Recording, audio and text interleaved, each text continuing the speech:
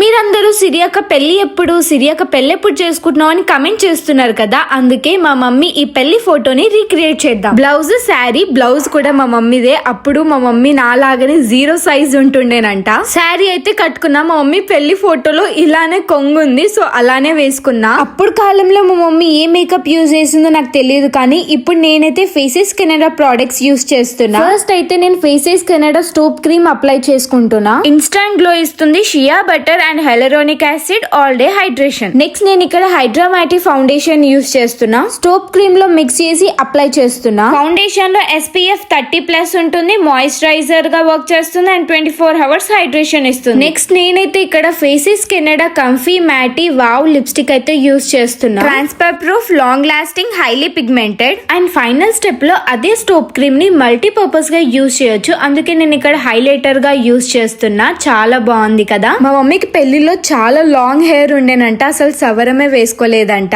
ఇంతకీ మా మమ్మీ లాగా ఉన్నానా లేదా కమెంట్ చేసి చెప్పండి. Products are tagged below or shop them from any of your favorite beauty websites to shop from Flipkart, Amazon, Nykaa or Purple.